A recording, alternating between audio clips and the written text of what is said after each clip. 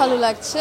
আমি ভীষণ পরিমাণে এক্সাইটেড আসলে, কারণ আজকে ঈদের ৭ম দিন এবং আমি হলে গিয়ে কিছুক্ষণ দর্শকের সাথে সিনেমাটা দেখেছি এবং হাউসফুল আজকে, এবং আমাদের শো তো বাড়ানো হয়েছে যতদূর এখনও ডে বাই ডে শুনছি। তো দর্শকের প্রতিক্রিয়া জেনেছি শেষ হওয়ার পর, ভীষণ পরিমাণে ভালো রেসপন্স। খুবই সকলের চরিত্র নিয়ে কথা বলছে, ক্যারেক্টারটা তাদের ভীষণ ভালো লেগেছে, গল্পটার মেসেজ আমরা যেটা দিতে চেয়েছি তারা কানেক্ট করতে পেরেছে। তো সব কিছু মিলিয়ে পজিটিভ পুরা। আর প্রচুর শো মানুষের এসে দেখছে, প্রত্যেকটা সিনেপ্লেক্সের শো হাউসফুল হচ্ছে।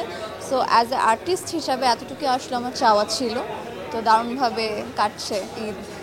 আমি দারুণভাবে এনজয় করছি আসলে, কারণ আমার প্রথম অভিষেক হয়েছিল কাজলরেখা চলচ্চিত্রের মাধ্যমে। ওখানে আমাকে কাজলরেখা হিসেবে দেখেছে, একদম অন্যরকম একটা চরিত্রে, 400 বছর আগের একজন জীবন কাহিনী নিয়ে সেটা বানানো হয়েছে।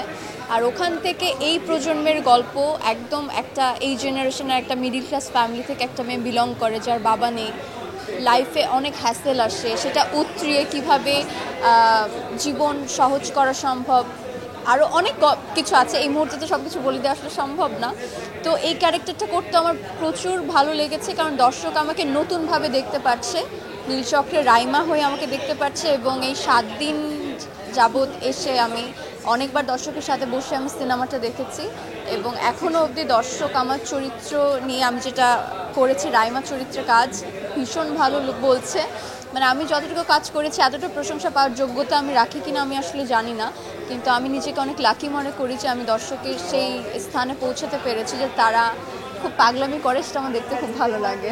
না, একদম ব্যথিত করছে না, আমার কাছে তো মনে হয় দারুণভাবে চলছে। কারণ কোনো কারণে যদি এটা আমি যদি কোনো প্রবলেম বা ইস্যু মনে করতাম, তাহলে দেখতাম যে দর্শকরা এটা নিয়ে কথা বলতো, বা হলে মানুষ বলতো যে কাউকে মিস করছে, বা দর্শক হলে আসতো না, বা এরকম কোনো নেগেটিভ ভাইব বলতে যেটা বুঝায়, আমি এখন অবধি কোনো কিছু পাইনি এবং ভালো মতো সাড়া পাচ্ছি।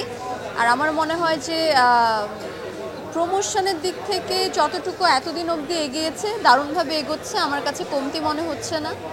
অনেকেই আসে না হলে, তাই বলি কি তাদের সিনেমা চলছে না? অফকোর্স চলছে। গল্পটা দিন শেষে মেইন, গল্প ভালো লাগলে দর্শক হলে আসতে বাধ্য। দর্শকদের উদ্দেশ্যে আমি এতটুকু বলতে চাই, আপনারা যতটুকু আমাকে ভালোবাসা দিয়েছেন আমি প্রত্যেকের কাছে চিরকৃতজ্ঞ। আর আপনাদের সামনে আরও ভালো কাজ নিয়ে আমি আসতে চাই, আমাকে সাপোর্ট করবেন, আমার জন্য দোয়া করবেন। আর পরিবার নিয়ে, বন্ধুবান্ধব নিয়ে হলে এসে আমাদের নীলচক্র সিনেমাটি দেখবেন। তার পাশাপাশি আরও অনেক ভালো সিনেমা এসেছে, প্রত্যেকটা সিনেমা দেখবেন এবং নীলচক্র অবশ্যই দেখবেন। Thank you.